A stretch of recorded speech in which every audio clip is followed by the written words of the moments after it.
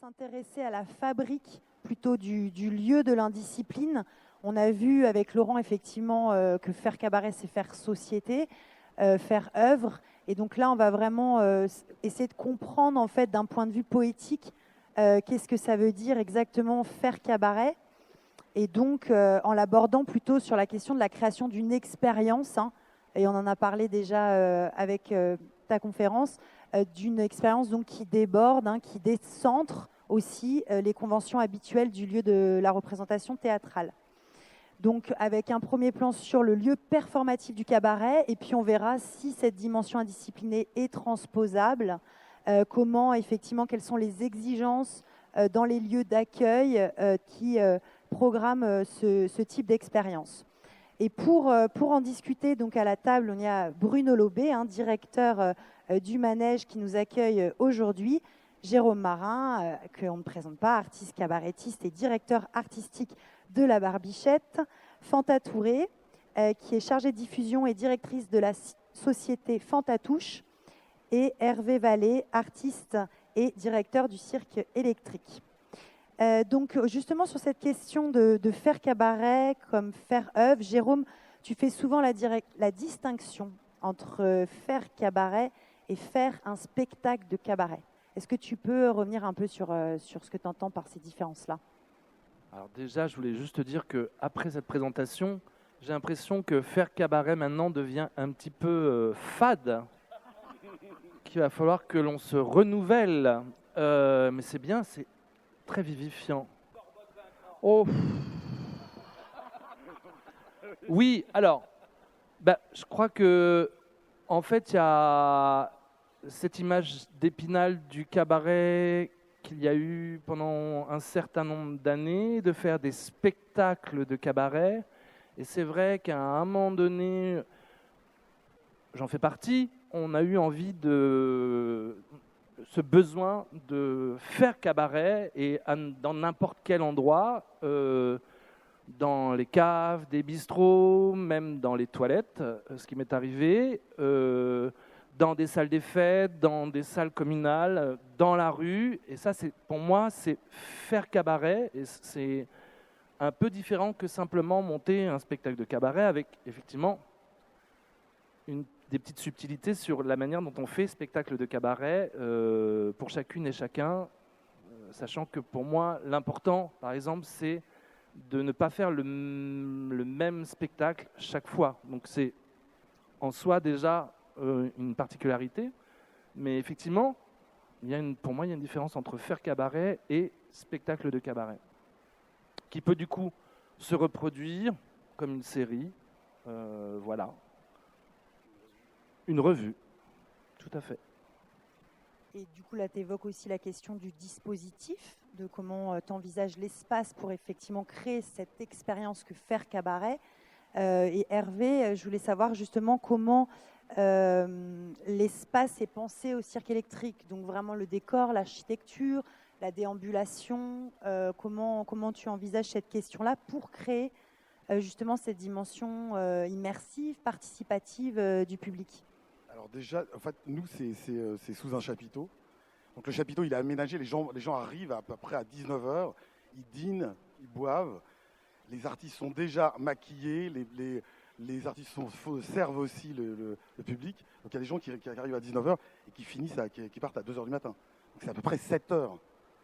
7 heures donc dans une ambiance. C'est assez marrant. Donc ils sont avec nous. Ils deviennent carrément acteurs. Et ça, c'est intéressant. Je pense que dans le cabaret, le spectateur devient acteur lui-même il y a toute une ambiance en fait. Et donc nous, il y a tout ce côté-là, donc il y a ce foyer qui est très chaleureux, c'est un peu comme ici en fait. Et donc il y a la piste et par contre, où on est, il y a le bar et il y a une scène au-dessus où il y a le titre du spectacle. Donc là, en ce moment c'est Vice, mais il y a eu Ravage, il y a eu Rage, c'est toujours des titres qui sont un peu qui correspondent à l'époque qu'on vit. Et donc les gens traversent la piste pour aller pour prendre à boire, à manger. Donc déjà, il y a quelque chose qui se passe. Et déjà, ils se sapent aussi. C'est une soirée. Les gens sont sapés. C'est interdit aux enfants. Enfin, je pense, hein, c'est normal. C'est interdit. Nous, on met interdit aux moins de 17 ans. c'est par rapport à la poésie d'Arthur Rimbaud. On n'est pas sérieux quand on a 17 ans. Et donc il y a tout ce truc-là. Après, il y a un journal sur chaque cabaret. Donc on reprend le thème du journal. Donc et là, c'est Kiki Picasso qui s'occupe de Kiki Picasso, qui est un artiste peintre, et qui s'occupe en fait du journal à chaque fois. Donc il y a plusieurs, soit des peintres, soit il y a des textes. Enfin, c'est toujours un petit peu. Ça s'appelle Équilibre Optimum. Et à chaque cabaret, il y a le titre du cabaret. Et là, par exemple, par rapport aux Gilets jaunes, c'était assez drôle. La dernière page, c'est tout peut changer très vite. Voilà, et on voit les Gilets jaunes. Non. Donc c'est toujours par rapport à l'actualité en même temps. Donc politique et aussi le cabaret, c'est aussi ça correspond à toute notre société. Moi, je pense que ça transcende le genre. C'est ce qui nous intéresse en fait, c'est de parler vraiment politique. On se situe plus proche du cabaret Voltaire que du Moulin Rouge finalement. Et cette question du public, justement, et de l'expérience de spectateur, Jérôme, tu dis souvent que c'est vraiment très important pour toi que tu mets en regard, tu mets en scène le public, et tu parles aussi que faire cabaret, c'est comme faire une messe. Moi, Qu'est-ce que tu veux dire par là? Moi, ce qui m'a toujours intéressé, c'est le rapport du spectacle, enfin de la forme spectaculaire, parce que des fois, ça peut être aussi que de la performance, et le public. Et le rapport entre cette forme dite cabaret et le public, il fut un temps, je vais dire presque béni, où je faisais des propositions à Orléans, où les gens venaient voir un spectacle de cabaret, donc avec des plumes dans les fesses dans leur imaginaire, et en fait se retrouvaient avec des propositions de performeurs, des choses très politiques, très engagées. Et c'était cette espèce de chose trappe où à un moment donné, on se retrouve dans une autre... On n'est pas habitué. Et en fait, là, il se passe quelque chose avec le public qui est dérangeant, qui crée un trouble et qui nous permet, nous, de rebondir. Et là, avoir un vrai moteur de rebond sur le public. Moi, ce que j'aime bien aussi dans un dispositif de cabaret, c'est le surgissement, c'est-à-dire des choses auxquelles on ne s'attend pas, et c'est en ça où le cabaret est un peu différent de la revue et du music-hall, c'est-à-dire qu'on est sur une forme qui est peut-être plus, pas improvisée, mais impromptue. On ouvre le champ, le champ des possibles par rapport à ce qui peut se passer avec le public. En tout cas, moi, c'est ma conception du cabaret. Mais c'est vrai que le dispositif avec le public est pour moi très important. Et d'ailleurs, je préfère dire mise en public de cabaret que mise en scène de spectacle de cabaret. Donc il y a cette dimension aussi, c'est aussi de chercher à provoquer, à indiscipliner aussi les spectateurs, le public. Et on a parlé effectivement de la figure carnavalesque. Donc cette dimension festive, elle est quand même un endroit de relâchement, de possibilité de se déplacer en tant que spectateur, d'être acteur. Et donc, cette question-là, Hervé, par rapport à l'expérience physique en fait, du cabaret par la fête, au-delà des substances qui accompagnent aussi souvent cet événement, comment tu envisages notamment la musicalité? Parce que tu es musicien, tu es batteur, tu es chanteur au Cirque électrique. Et comment, voilà, quel est ton rapport au son, en fait, et comment tu l'envisages par rapport à l'expérience que tu cherches à provoquer chez les spectateurs? Donc, le personnage que j'ai du cabaret, il s'appelle Tapman, en fait. Et Tapman, c'est un personnage, j'ai des coquilles partout, et je me tape dessus. Donc, c'est un flic qui se tape dans tous les sens du terme, qui a un côté, c'est un côté, une autorité qui se tape, c'est un peu étrange, c'est marrant. C'est un personnage, c'est drôle. Voilà, et donc, et autrement, donc nous on s'occupe de toute la musique. Et la musique, en fait, moi j'ai fait du cirque avant, il a fallu que je fasse du cirque pour faire de la musique de cirque. Parce qu'en fait, ça permet, c'est-à-dire chaque artiste de cirque ou artiste du cabaret, jusqu'à la fin d'un mouvement, on l'accompagne en fait. Même si on n'est pas dans le temps, même si on accompagne. Le but, c'est ce qui se passe sur scène. Et ça, c'est vraiment une musique assez... c'est une musique de spectacle. Ça correspond pas à je sais pas, je Il y a par exemple des amis musiciens qui accompagnaient, ils n'étaient pas dedans. Donc c'est un truc qu'on chope pas. Donc ça, nous, tout le cabaret qu'on fait, donc au Cirque Électrique, il est lié à ça quand même. Il est lié à cette espèce d'orchestre qui est comme ça, qui suit en permanence. Et c'est un peu un espèce de fil rouge. Parce que dans le cabaret, il n'y a pas vraiment de fil rouge autrement. C'est juste, moi je trouve que c'est comme un recueil de poésie. C'est plein de petites poésies et ça crée un recueil au bout d'un moment. Et c'est plein de petites choses, il n'y a pas une narration, il y en a plein. Et ça, je trouve que c'est intéressant parce que chacun amène en fait son personnage, son excentricité, son univers, et c'est plein de petites pièces en fait. Et donc nous là, donc voilà, la musique vient de. Oui, qui provoque même les spectateurs qui passent du coup de spectateurs à danseurs et qui brouillent un petit peu les pistes effectivement de la sortie au théâtre. Et justement à ce propos-là, comment l'accueil de ce genre qui effectivement déborde peut être accueilli effectivement dans des scènes de théâtre, et est-ce qu'elle est effectivement transposable, et à quelles conditions aussi, quelles sont les conditions des artistes et jusqu'à quel prix. Et justement, Bruno, avant que tu reviennes vraiment sur la démarche que tu as engagée là, pour faire du cabaret un genre à part entière de la programmation artistique, est-ce que tu pourrais un peu nous parler de ta rencontre d'abord avec le cabaret, d'abord en tant que spectateur? Qu'est-ce que tu as trouvé d'intéressant, de différent par rapport aux autres disciplines artistiques que tu programmais? C'est joli. Non, en fait, alors bon. Non, en fait, c'est très rattaché aux années 80 chez moi, en fait, du coup. Je suis vieille. Et dans les années 80, il y avait des boîtes, en fait, avec des numéros de travestis dans les boîtes gays. Et ça m'avait beaucoup interpellé. J'avais déjà une grande sensibilité à ça, parce qu'il y avait une espèce de force de ces créatures, beaucoup d'irrévérence, quelque chose aussi de très communautaire à l'époque. Et voilà, là, ça m'avait beaucoup plu. Après, c'est passé d'autres choses. J'ai fait carrière.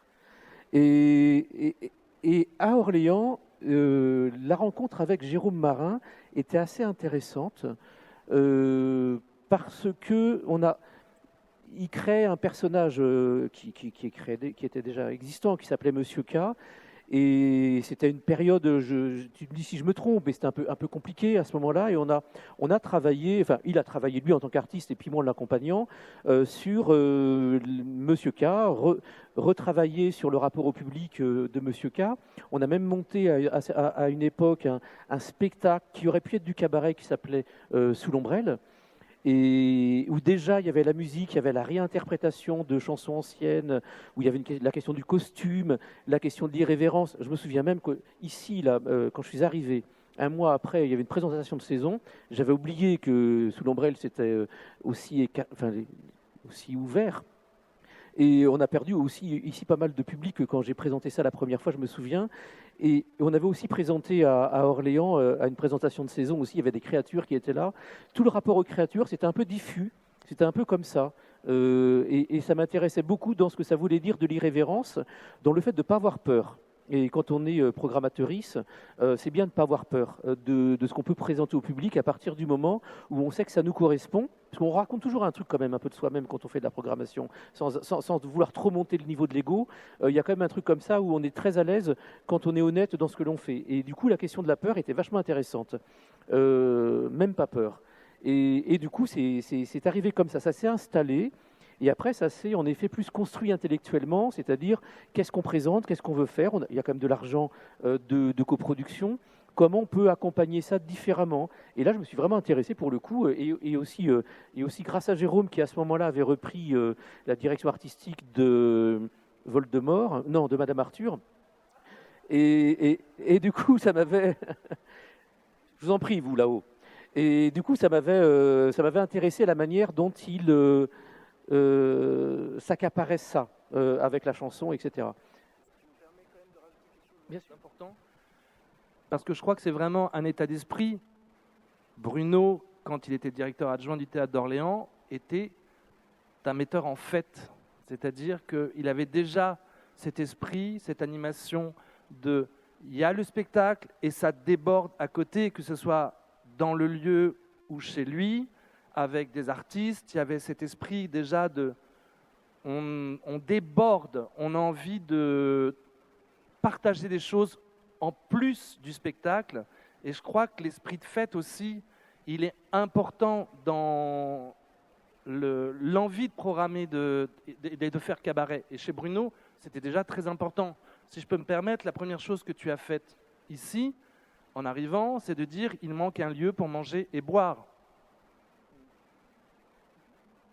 Parce que le rapport au public, il est hyper important dans ça, c'est-à-dire on a besoin de, ce mot galvaudé, de convivialité, d'un autre rapport que simplement le rapport scène-salle. Le spectacle est fini, on rentre chez nous. Non, il y a besoin de ça. Et je pense qu'en tirant la ficelle, effectivement, le cabaret est arrivé.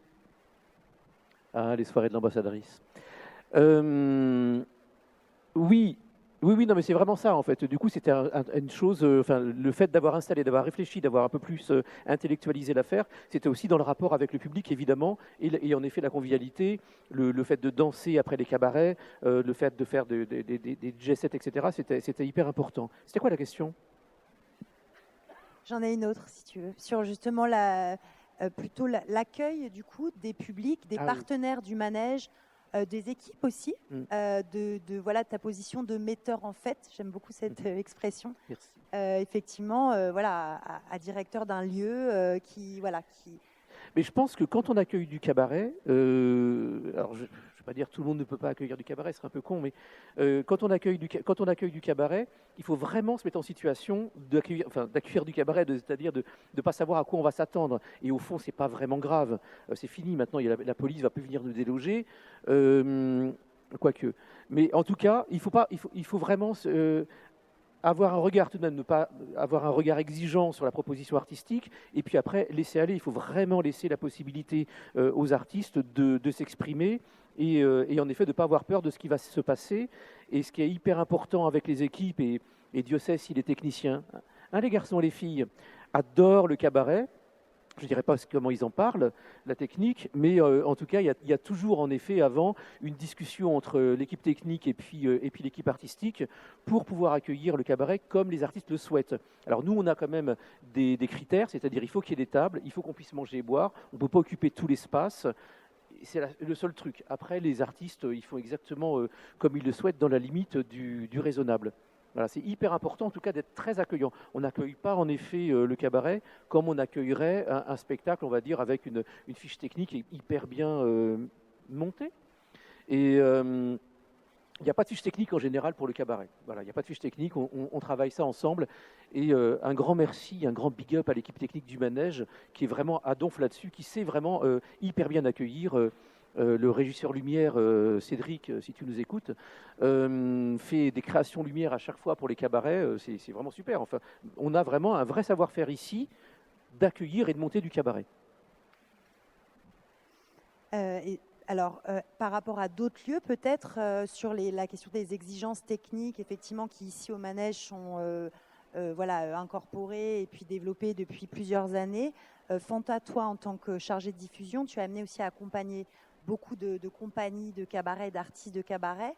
Et est-ce que tu pourrais de travailler aussi avec des lieux très différents d'accueil de Alors moi c'est cabaret. marrant parce que ce que tu dis Bruno, c'est à l'antithèse un peu de ce que moi j'ai vécu dans mon premier passage dans le cabaret, parce que moi j'ai découvert le cabaret par hasard, je connaissais rien du tout, je suis arrivée, donc moi j'ai bossé pendant 8 ans chez Madame Arthur, je le dis, allez hop, paf, on y va. Toi, tu as dit un autre nom, mais bon, voilà. Donc, c'est une expérience incroyable, parce que ça, je pourrais pas jeter à la poubelle, parce que c'est là où vraiment j'ai rencontré des artistes où, pour moi, c'est les artistes qui ont fait le lieu. C'est la première personne que j'ai rencontrée, c'est toi. Moi, je suis arrivée pour faire de la programmation musicale. Donc, j'étais carrément pas du tout dans prévu au programme, on va dire. Et très vite, on a collaboré ensemble avec Jérôme qui était, on va dire, sur la programmation, faire en sorte de donner la possibilité aux artistes de cabaret de se mélanger avec la programmation de musique actuelle. Et c'est vrai que toi, tu as joué le jeu jusqu'au bout, jusqu'à la fin, Bon, on a quand même été un peu plus loin quand même. C'est-à-dire que la musique actuelle est partie et le cabaret a pris toute sa place. Et c'est vrai qu'on avait quand même, certains connaissent un peu Madame Arthur, il y a un cadre, il y a quand même une façon de travailler. Et c'est vrai que ce que tu dis sur toi, ton engagement, sur la façon de comprendre, je pense que là, on était vraiment très, très éloignés dans le lieu où on était de cette compréhension-là, quoi. On était un peu seuls contre tous, mais la créativité a bouffé un peu le lieu, je dirais, parce que finalement, c'est un peu l'arroseur arrosé, parce que la créativité, elle était tellement forte que finalement, à un moment donné, bah, la direction s'est retrouvée face à une bulle d'artistique, d'émulation incroyable, quoi. Et moi, c'est vrai que j'ai pas d'autres exemples de lieux, puisque j'ai bossé là. Là, maintenant, je bosse avec des gens en indépendance, donc ça n'a rien à voir. Là, avant, j'avais quelqu'un qui était un intermédiaire. Maintenant, mes chefs, c'est les artistes. Donc ça veut dire que c'est eux qui me donnent le cap, la ligne. D'ailleurs, j'invite, là, je vois, il y a plein de jeunes, à aimer ce métier de chargé de diffusion, parce que je pense qu'il y a beaucoup de gens qui lâchent un peu, parce que c'est des métiers qui sont très difficiles, puisque c'est des métiers où on est devant son ordinateur, où on se fait jeter les 3 quarts du temps, où en fait, on est tout le temps on doit aller loin. Et justement, ça fait un petit peu écho à la limite de où on peut aller, où l'artiste nous laisse aller, parce que moi, c'est vrai que j'ai envie d'être nos limites à chaque fois, c'est-à-dire d'aller le plus loin. Je vais prendre l'exemple de Madame Osbachung, qui est quand même un spectacle musical hybride, qui est plutôt, là pour le coup, avec une fiche technique, n'est-ce pas Gilles, un peu lourde, où c'est quand même un peu, voilà, où c'est quand même un spectacle très travaillé, où là, effectivement, on se pose des questions sur le fait d'aller plus loin que le cabaret, de ne pas se satisfaire que d'aller dans les scènes nationales et d'aller, là on va faire le printemps de Bourges, la question, alors on a cette envie d'y aller et de l'autre côté, des grosses contraintes techniques, Gilles, voilà, des grosses contraintes techniques d'adaptation, où on se dit est-ce que ce qu'on va proposer finalement est de la même tenue que ce qu'on a fait tout le mois de décembre au Théâtre du Rond-Point, mais en même temps on a envie d'y aller. Donc il y a quand même une part de moi qui me dit on va à fond dans quelque chose, mais on doit réfléchir, on est dans quelque chose de très d'équilibriste quand même quelque part, où on veut aller loin dans le projet, dans la musique actuelle.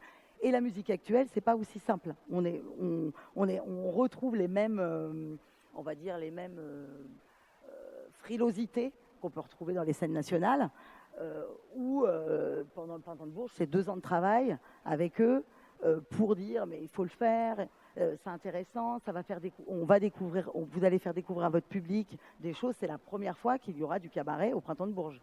Donc c'est une petite victoire quand même quelque part, et ça va donner certainement des perspectives pour la suite, je pense. Ouais. Par rapport aux formes qui se développent de cabaret dans les scènes nationales, moi j'ai vu un peu aussi des choses bouger, que ce soit quand j'ai commencé dans les bars où je voyais des gens du public me dire « Ah, c'est super, nous on va jamais au théâtre, ça nous fait chier, c'est génial ». Il y a maintenant le contraire, il y a des gens qui viennent dans les scènes nationales, dans les lieux conventionnés, pour venir voir des spectacles de cabaret en se disant on n'est jamais venu, mais on vient à quelque chose de populaire et qui aussi nous pose des questions sur ce qui se passe dans les lieux. Alors je trouve ça assez...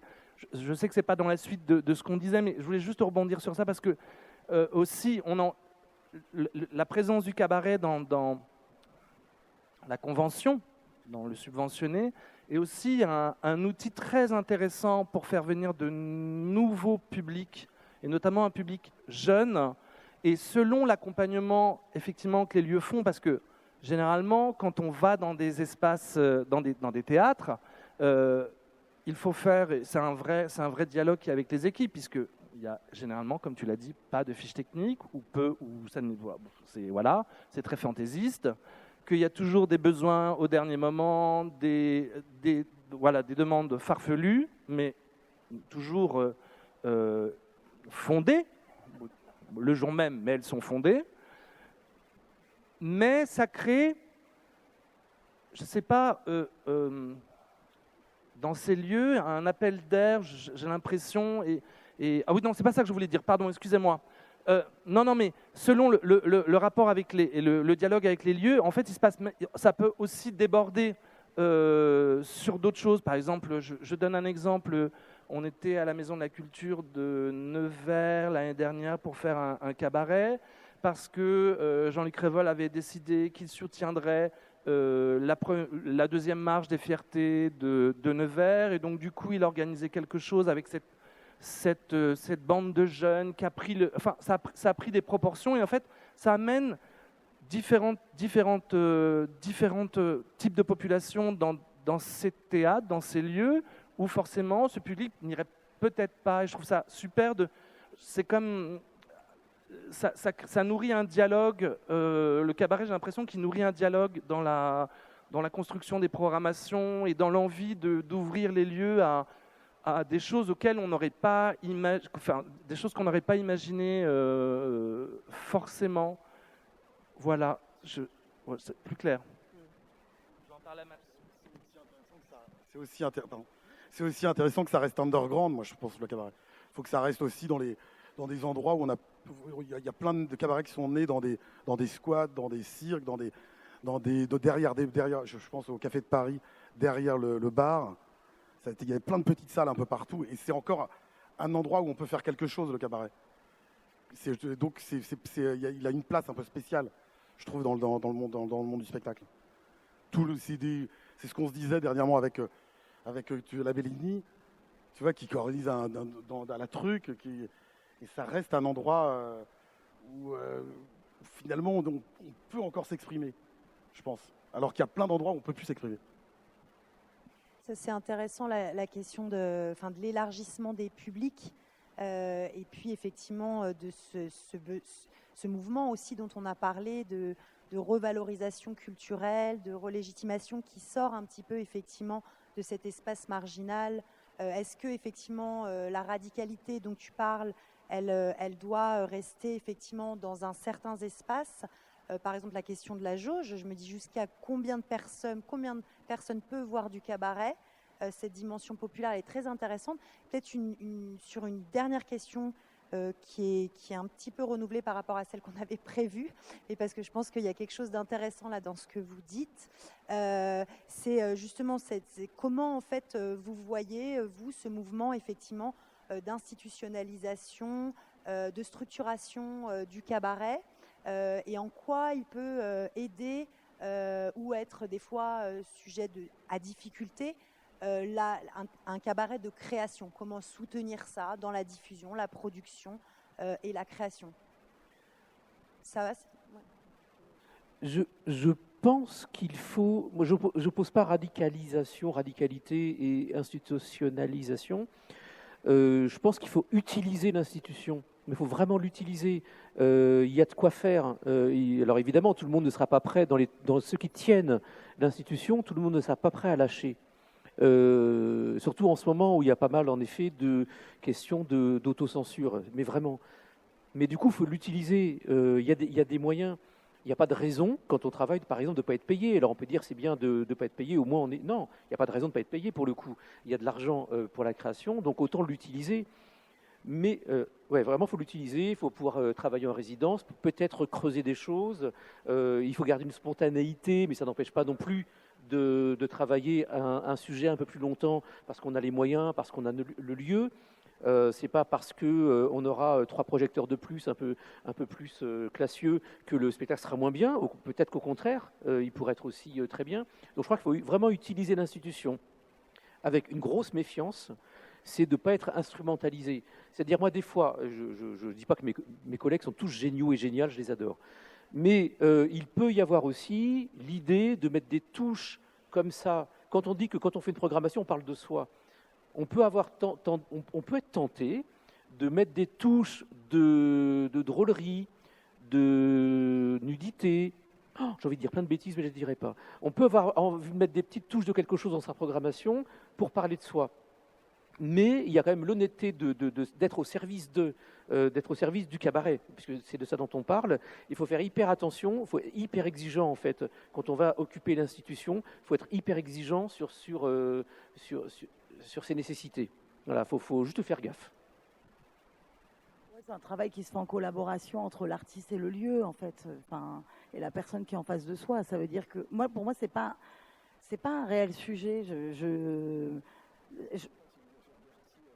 Non, oui, mais d'accord. Ça, Quoique.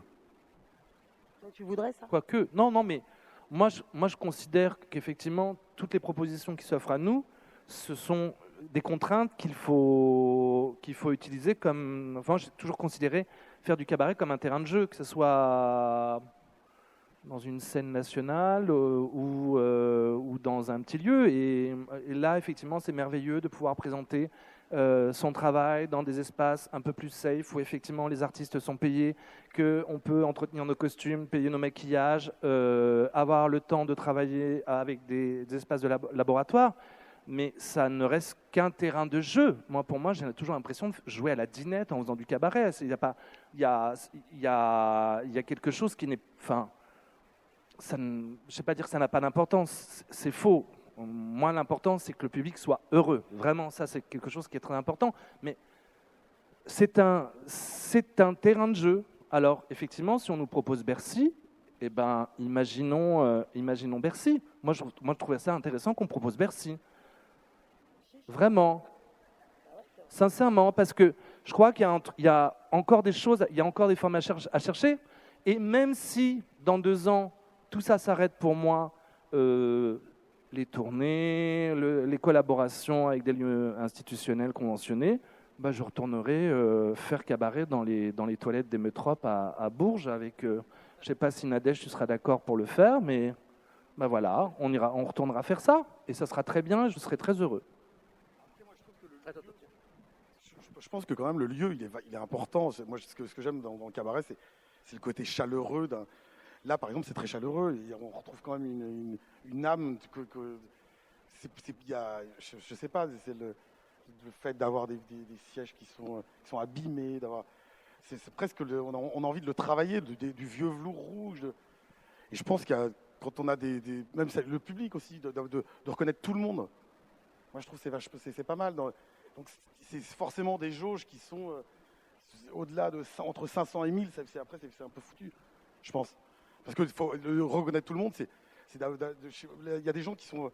Par exemple, vendredi dernier, il y a une femme de Chalon-sur-Saône qui vient voir tous les cabarets. Elle arrive, elle fait « Ah Hervé, super, machin, je suis venu avec 2 copines et je vous ai ramené une bouteille de champagne. » Il y a un espèce de truc, et je la connais ni d'Ève ni d'Adam.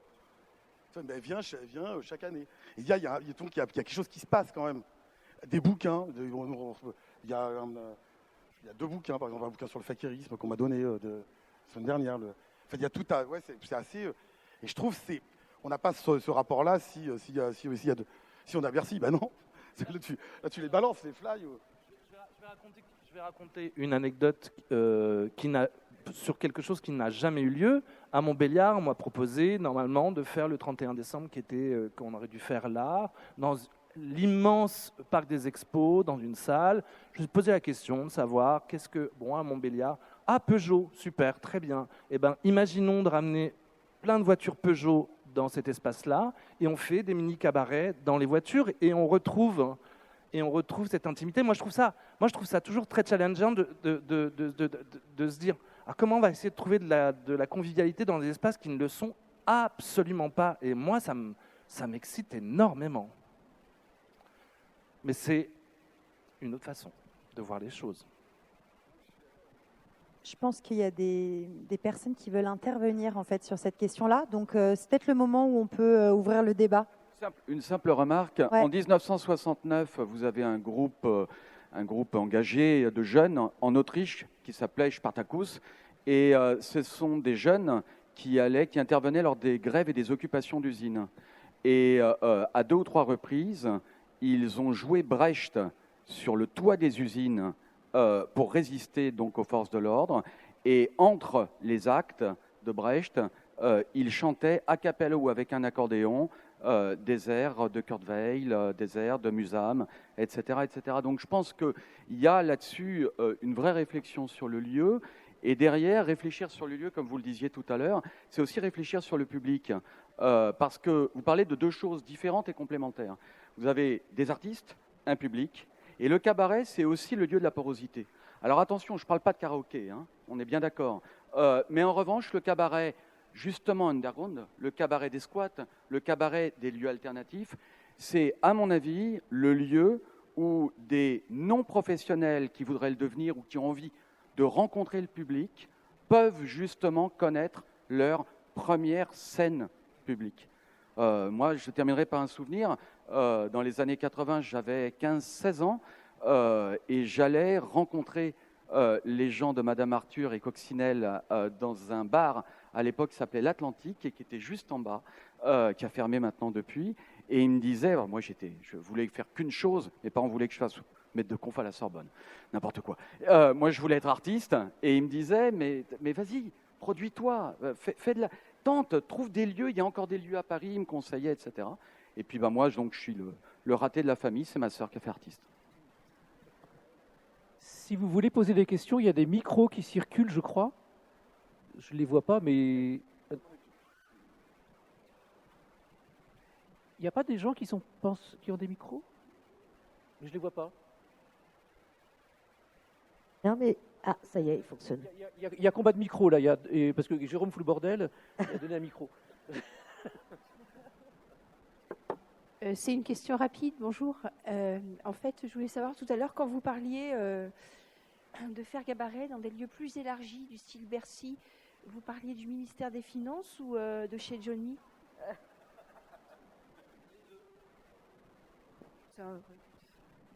Les deux.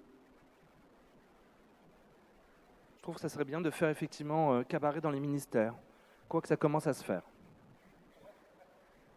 Quelqu'un a une question? Oui. Ouais, moi, j'avais pas forcément une... Bonjour, je suis Laura, mais moi, je travaille avec Jérôme, notamment donc, sur la diffusion de la Barbichette Cabaret. Et donc, sur la question des lieux et des typologies de lieux, on peut aller... Jérôme, tu me diras si je me trompe. Et moi, l'idée aussi de faire cabaret, c'est de le faire ensemble et de le penser vraiment ensemble avec les lieux.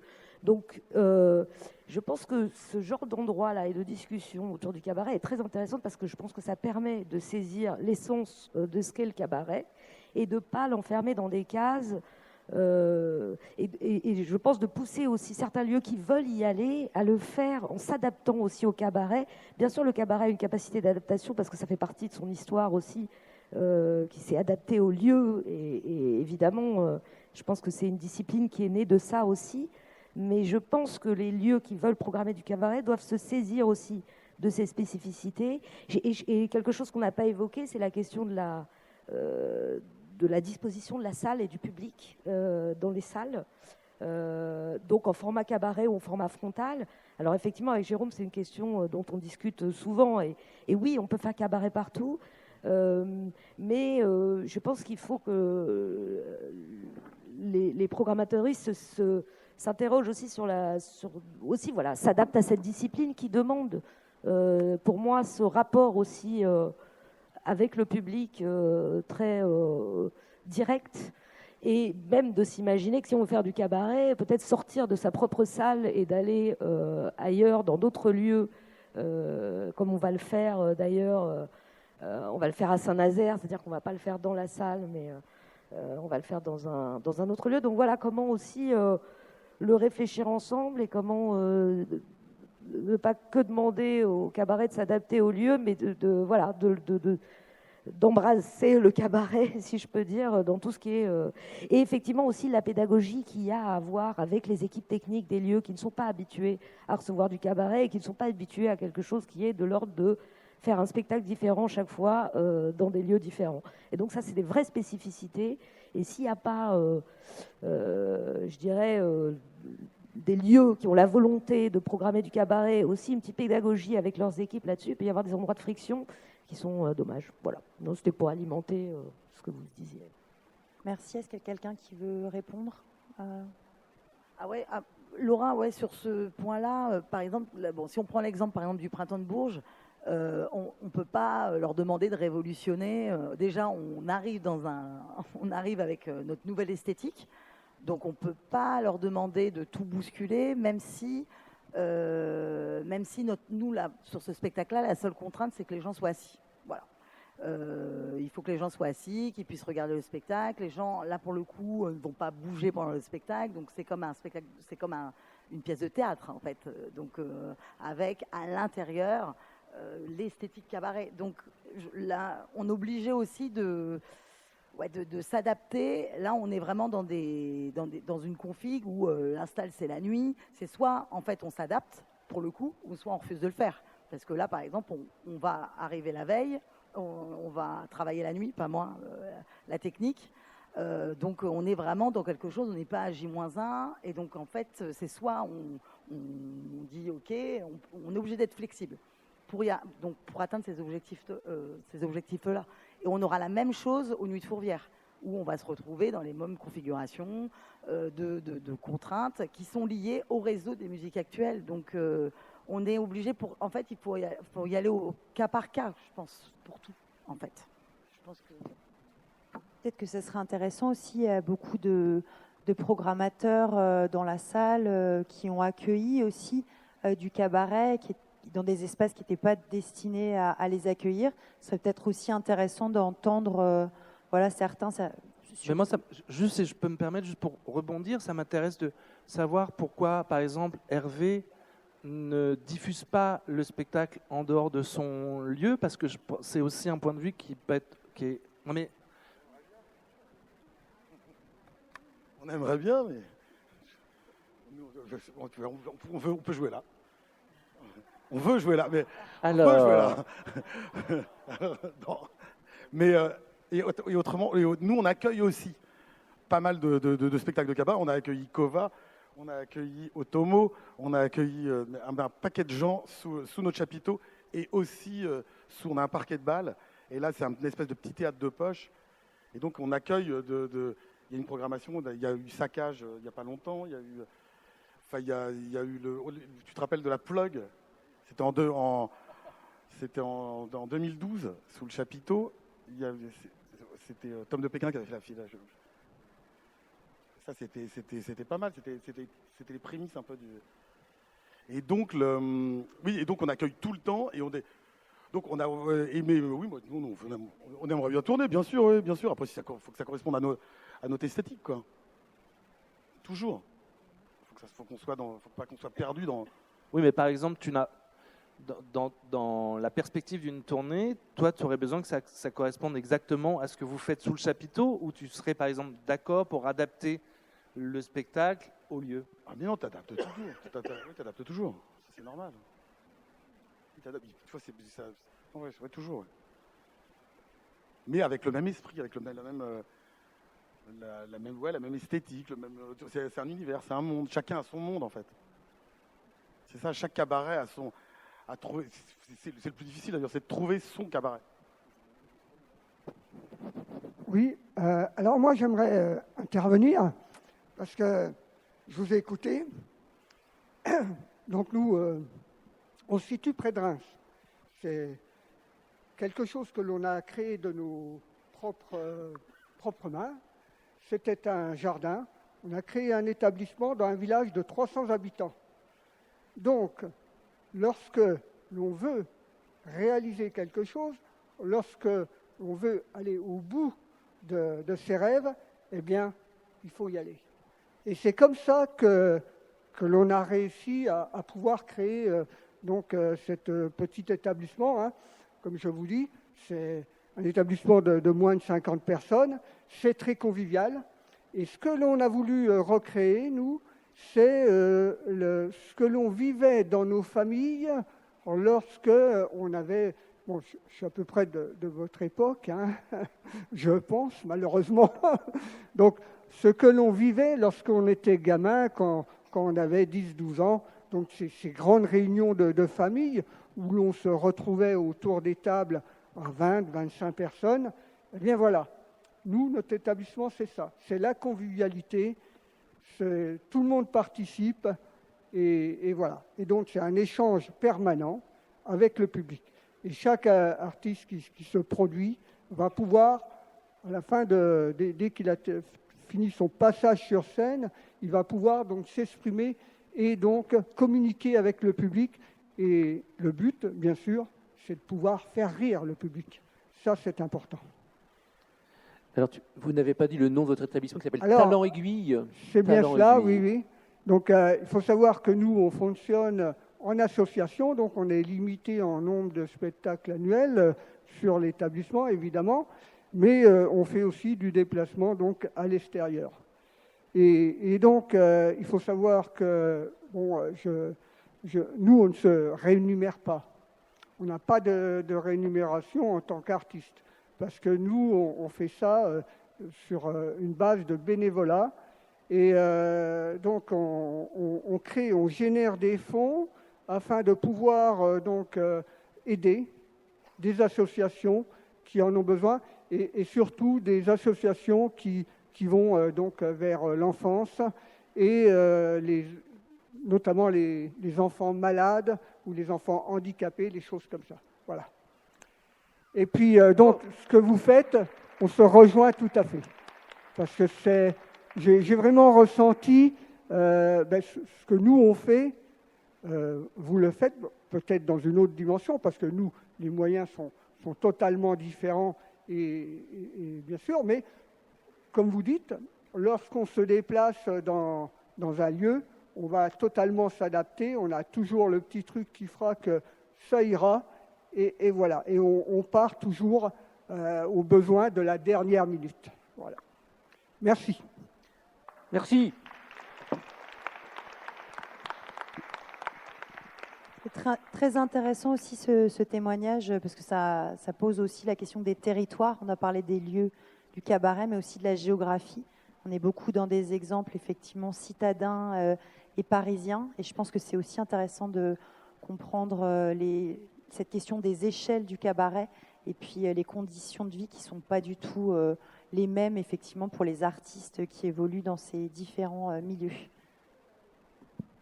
Puisqu'on parle de produire du cabaret, c'est juste pour rebondir sur ce que vous dites, effectivement, il fut un temps, il n'y a pas si longtemps que ça, où effectivement, faire du cabaret, on le faisait dans des caves, au chapeau, dans des bars, et effectivement, ce qui change maintenant, c'est qu'effectivement, il y a la possibilité de vendre des spectacles avec le travail que l'on fait, et ça change totalement, effectivement, la donne. Mais c'est quand même, du coup, un travail. C'est quand même un travail de départ qui est pas, comment dire, inintéressant de faire comme ça sans économie. Mais là, c'est vrai que ce confort-là de pouvoir maintenant vivre de ce travail, à la marge, c'est pas non plus inintéressant. Non plus.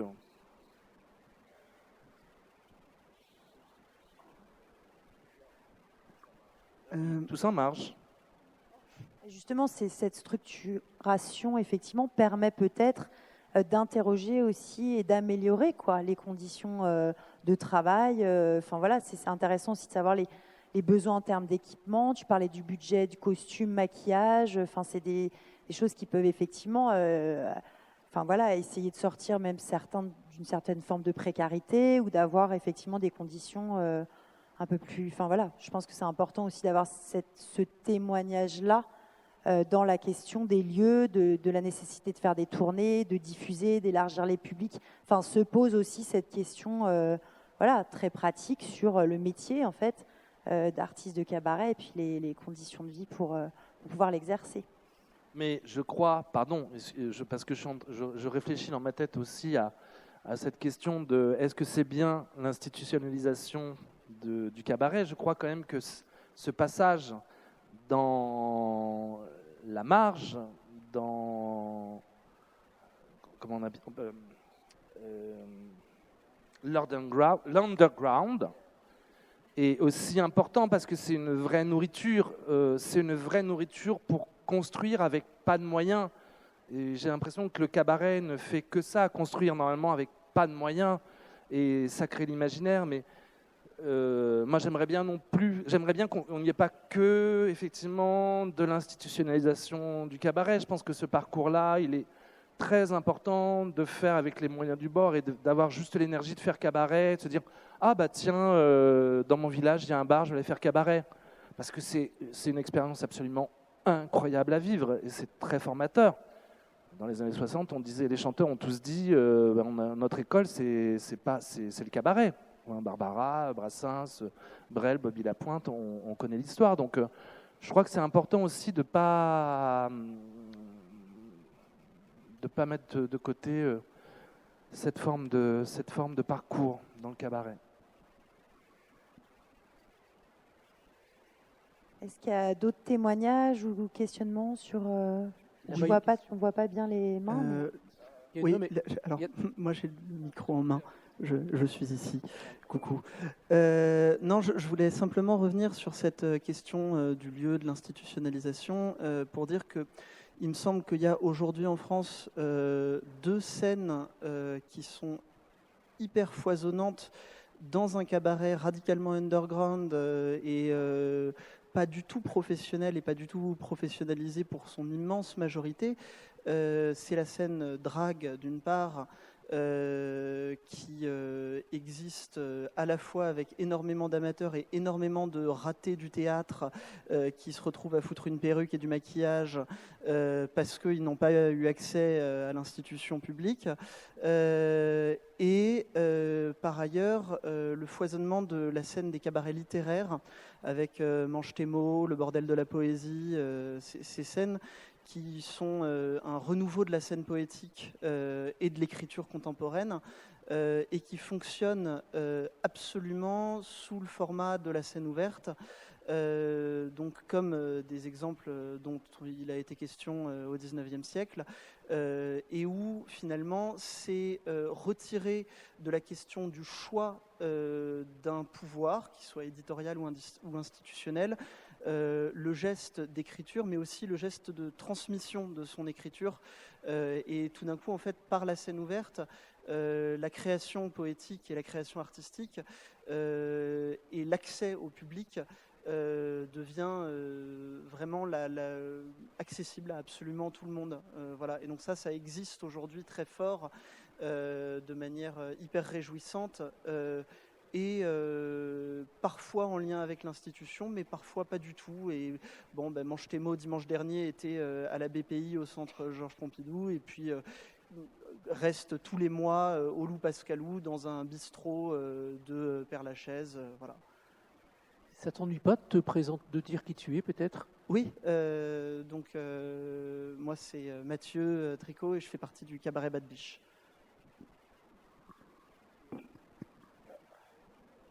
Oui, bonjour. Je suis donc Sarah de la compagnie Marteau de Bourges. On a parlé de Bourges 3 fois dans la matinée, c'est cool. C'est une toute jeune compagnie, on fait des petits cabarets. On a commencé dans une cave, donc ça revient un petit peu à ce que vous venez de dire. Nous, on est vraiment sur la frontière poreuse avec des artistes amateurs. Hein. Et on trouve ça super intéressant justement de pouvoir empouvoirer des personnes sur scène et leur permettre de faire passer des messages et qu'il n'y ait pas seulement cette idée de culture descendante avec l'artiste professionnel sur scène qui transmet quelque chose au public, mais qui est vraiment cette participation très forte. On travaille aussi beaucoup avec les associations militantes de Bourges. Donc on met en valeur le centre LGBT, le planning familial et d'autres personnes, le centre social aussi. Donc là, on a un projet sur Bourges 2028 qui s'appelle Cabaret Queer Européen. On a cette chance, cette opportunité. Moi, aujourd'hui, j'aimerais bien avoir des conseils sur comment en fait monter ce projet parce que voilà, on démarre un peu de zéro. On est avec beaucoup d'amateurs autour de nous et on a envie de pouvoir faire cabaret en ayant toujours ce questionnement sur cette porosité entre amateurs et professionnels qui est quand même une question très forte, surtout en France où les cases elles sont très, très limitées. On aura une table ronde sur faire discipline où on va aussi interroger ça, cette circulation entre scène amateur et professionnelle. Est-ce qu'il y en a qui veulent déjà rebondir? Il y en a une autre, vous voulez garder en tête et on répond à la fin, c'est ça? Vous préférez comme ça? Ok. Bonjour, Pierre Aubry, je suis directeur délégué des Dominicains de Haute-Alsace, un centre culturel de rencontres en Alsace. Et du coup, moi, je voulais faire un témoignage, donc effectivement, institutionnalisation, cabaret, etc. Territoire, nous, on est en territoire rural, et ça fait plus de 15 ans qu'on accueille des cabarets, qu'on soutient de la création, pas du cabaret revu. Donc là, j'en ai plein autour de moi qui sont passés chez nous, et il y en a des futurs qui vont arriver. Donc c'est un travail qui est mené. Imaginez-vous que vous êtes dans un ancien couvent comme du XIVe siècle, donc effectivement le lieu, ça tranche. Bon, il est plus sacralisé, c'est un autre sujet, mais du coup, voilà, en territoire rural, donc on n'est pas en milieu urbain. C'est un travail qui a été mené depuis 15 ans. Et qui vraiment qui est intégré, les gens adorent ça, avec voilà, les résistances qu'on peut connaître. Vous connaissez les votes en milieu ruraux, je pense ici, que comme chez nous en Alsace, c'est pareil. Donc ça a été un vrai travail pour voilà, débusquer les publics qui sont fanatiques de cabaret. Et puis nous, il y a notre côté bâton de pèlerin. Alors en tant que dominicain, c'est un petit clin d'œil, mais c'est vraiment le cabaret, c'est quand même la forme la plus libre. Et en ces temps d'autocensure, je te rejoins Bruno, c'est un peu notre bâton de pèlerin entre institutions avec des grands guillemets, j'aime pas trop ce terme-là, mais d'être là, soutenir cette création et soutenir la liberté d'expression parce que c'est vraiment dur en ce moment. Voilà.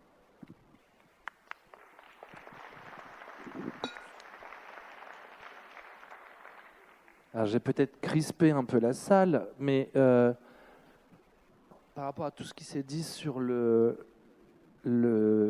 travail amateur, moi je crois qu'il n'y a pas de travail amateur. Pour faire du cabaret, il faut le faire. Donc on démarre pas il n'y a pas d'école, ça n'existe pas. J'espère qu'il n'y aura pas trop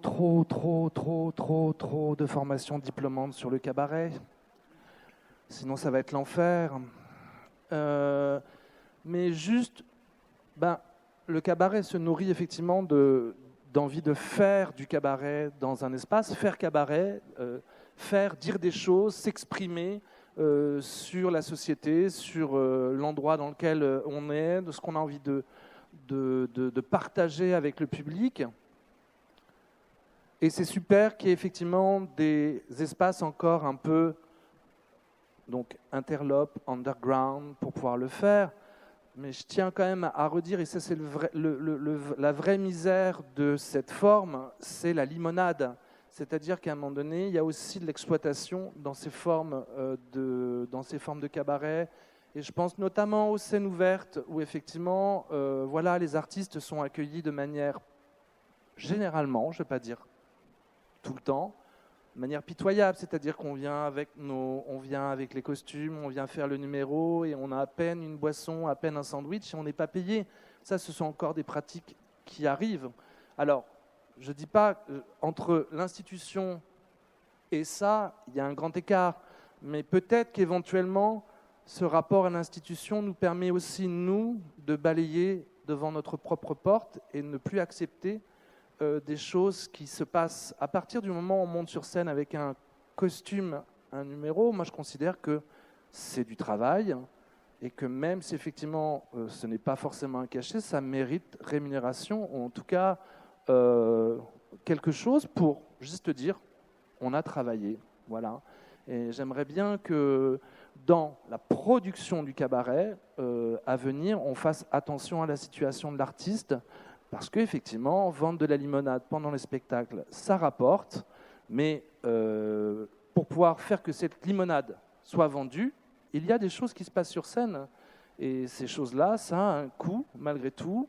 Et j'aimerais bien qu'on soit vigilant sur la situation des artistes.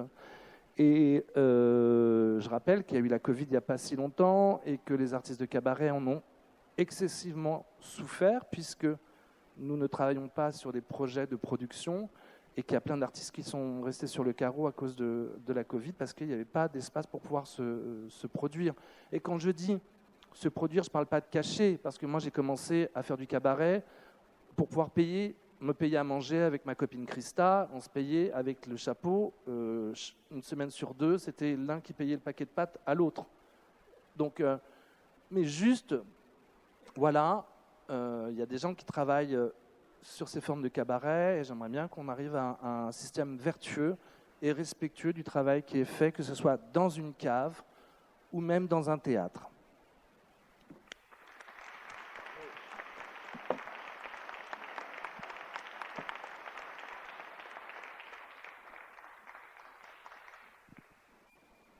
Il y a une autre Oui, main là-bas. je suis Jean-François Pau. J'ai travaillé longtemps au Centre national de la musique, qui était auparavant Centre national des variétés. Et effectivement, ce foisonnement des cabarets, en fait, le cabaret, c'est à la fois le contenant et le contenu. Et il y a aujourd'hui énormément de lieux, de cabarets partout en France, avec une structuration professionnelle que l'on peut saluer depuis quelques années. Mais effectivement, le cabaret, le spectacle de cabaret, tel que tu le défends, Jérôme, est quelque chose de nomade et en particulier des petites formes. Donc, pourquoi pas un carnaval à Bercy, peut-être dans les Chais, mais pas à l'hôtel, dans ce grand machin du Palais Omnisport qui s'appelle aujourd'hui Accor Hôtel Arrêt de mes fesses. Et effectivement, ce foisonnement vient de très loin. Il a infusé dans toutes les scènes, depuis les scènes punk, rock, indé, depuis des dizaines d'années. Et aujourd'hui, on voit enfin, c'est devenu quelque chose de beaucoup plus visible et d'extrêmement, comment dire, très inspirant, tout en gardant cette impertinence nécessaire. Voilà, moi, personnellement, j'ai toujours traîné dans des lieux, que ce soit la guinguette du Limonaire ou le cirque électrique où j'habite juste à côté, et le Zèbre, et tous ces petits lieux jusqu'aux galeries d'art qui accueillent de la chanson et des cabarets. Je suis aussi sensible à leur performance, qui est aussi une des facettes du cabaret aujourd'hui, comme le burlesque aussi, qui est quelque chose de très important, voilà, de questionner le corps, le rapport au corps, et voilà. Moi, souvent, je dis que le cabaret est un spectacle, bien sûr, indiscipliné et impertinent, et qui éveille plus que l'indécence.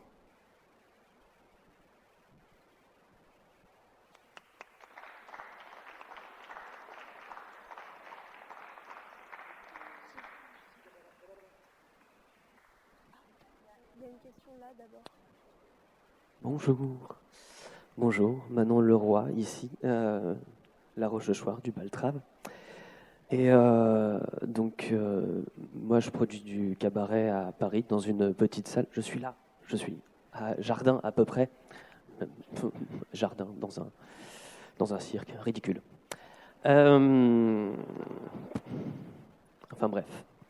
Donc, je me produis dans un lieu où, en fait, on est accueilli par le cabaret La Bouche, merci La Bouche, qui prête la cave d'un bouge du 18e, on va dire. Et actuellement, je me pose la question, comment on reste subversif et punk tout en essayant de faire des cachets d'intermittents du spectacle pour tout le monde.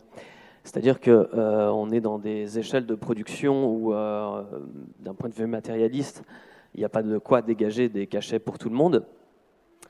Mais donc on aimerait bien aller vers ça, donc tendre vers des scènes subventionnées, aller vers donc la subvention, le fonds PEPS, etc.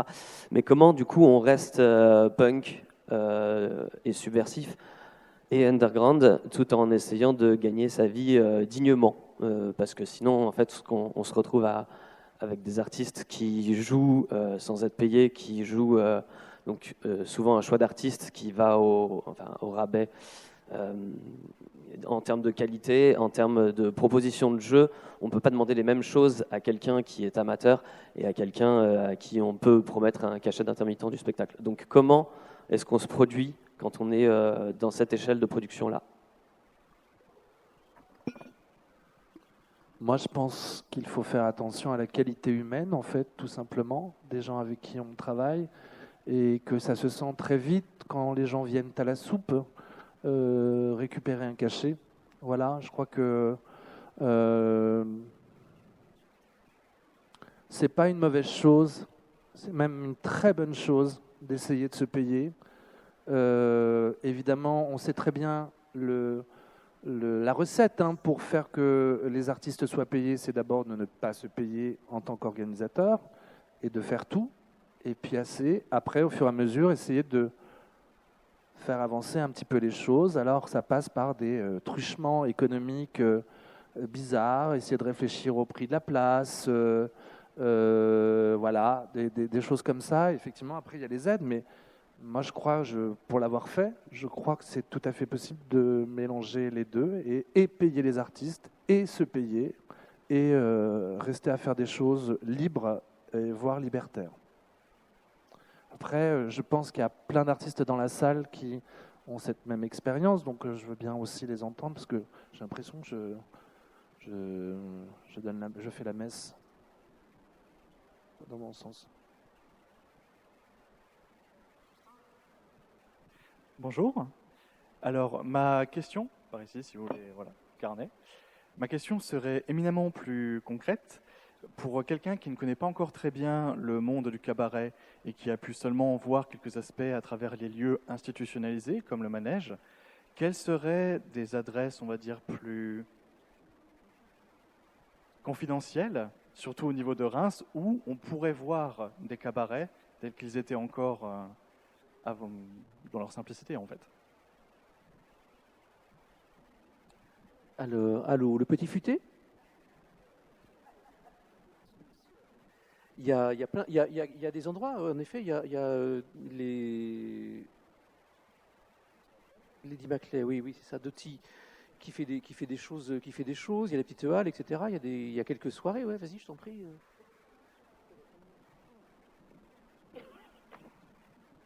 Bonjour, donc moi je suis Doty Maclean, je suis effeuilleuse burlesque et je produis des spectacles de burlesque sur Reims et aux alentours.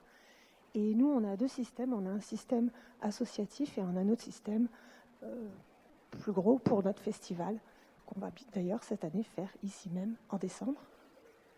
Oui, il y a pas mal de lieux où on peut se produire en tant qu'artiste. Il y a la petite halle, là, qui est rue Vernouillet, mais il y a aussi des lieux qui sont plus comme des bars, des endroits un peu jazzy, comme le l'Ange Gabriel, par exemple. Après, on a aussi beaucoup de salles des fêtes, de communes qui recherchent beaucoup des spectacles de cabaret. Donc, en général, faites le forum des associations, par exemple, parce qu'il y a toutes ces associations qui sont là et qui recherchent des artistes et des spectacles. Voilà.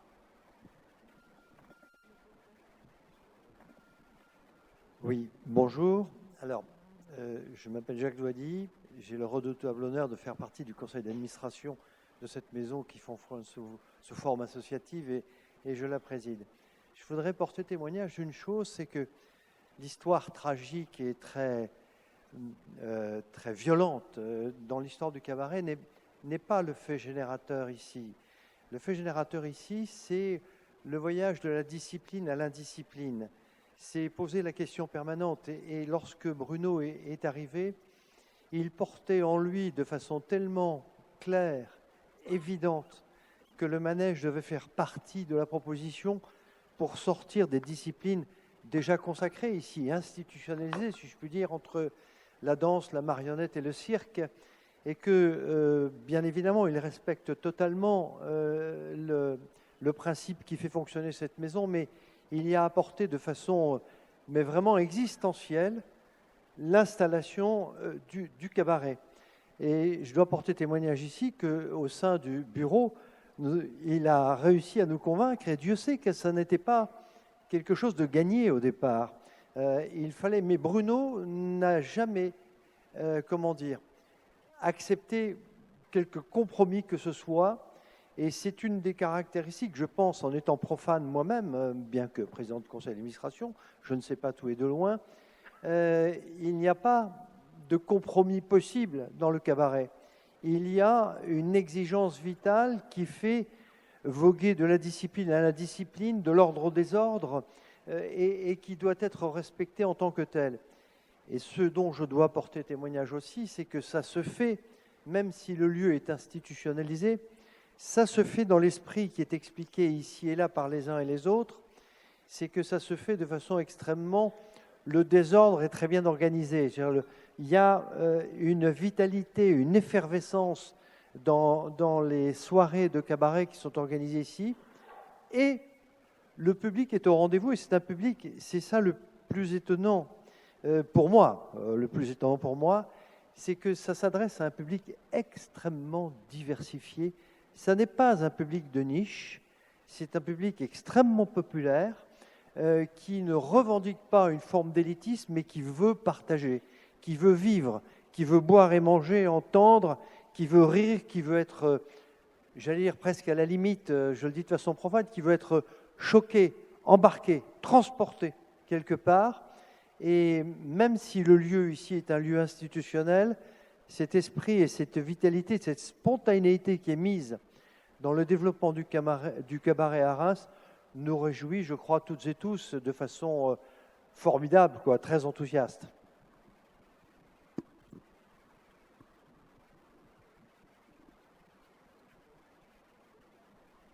Peut-être une dernière intervention. Il y a une main, je ne vois pas. Oui. Bonjour. Ah bah moi, je suis déjà intervenue, donc si quelqu'un veut... Bonjour, moi je m'appelle Lino Verdi, je suis chargée des relations avec les publics à la Scène nationale de Dieppe. J'ai été formée en fait à l'université de Reims-Champagne-Ardenne et j'ai notamment fait un atelier de cabaret avec Jérôme en 2023.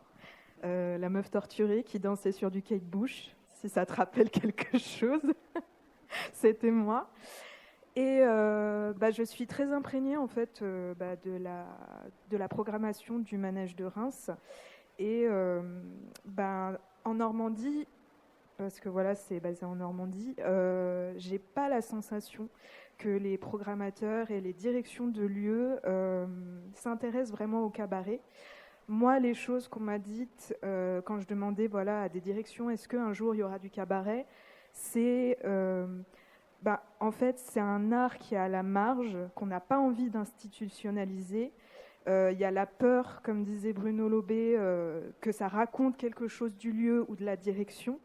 Et il y a la peur aussi, entre guillemets, de faire chier ces équipes techniques à accueillir du cabaret. Moi, je n'ai pas de mission de programmation dans ma mission de chargée des relations avec les publics.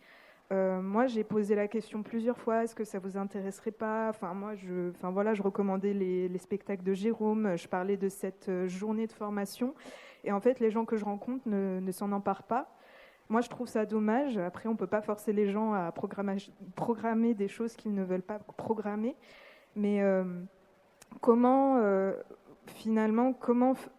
faire comprendre l'intérêt de cet art-là quand on est simplement pas cadre de direction, c'est un petit peu ma question.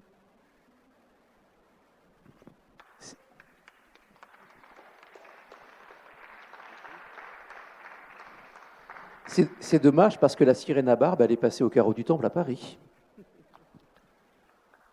Moi, j'ai envie de dire, parce que je le vis beaucoup en ce moment, j'en suis très heureux, d'aller dans des espaces qui me sont un peu loin.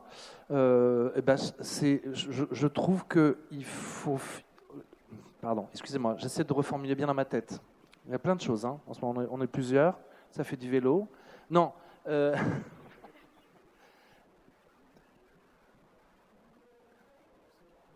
Dans ces grands lieux qui ont un petit peu peur d'accueillir du cabaret, j'en ai fait quelques-uns. À chaque fois, quand il y a une première de cabaret, c'est le rapport au public qui est le plus touchant et qui fait qu'à un moment donné, ça bascule. Cette évidence, elle est là. En fait, le cabaret peut très bien rentrer dans les programmations de lieux. Parce que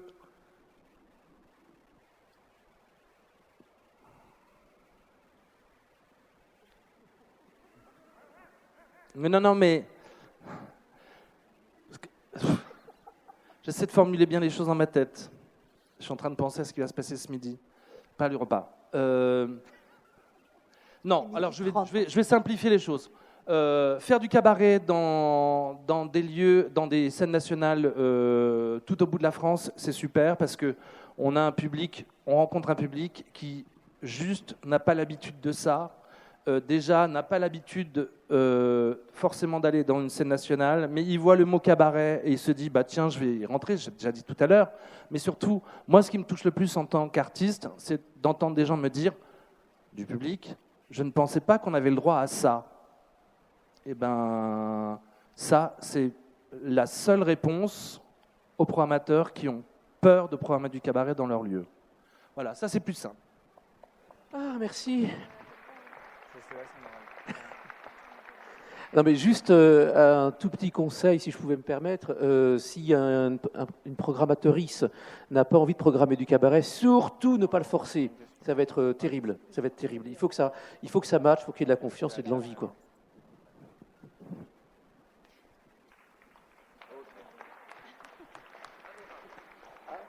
Je pense qu'on arrive au bout de cette matinée. Donc merci déjà pour la participation de chacun et chacune à ce premier temps de conversation. Je crois que Bruno, tu as des petites choses à expliquer.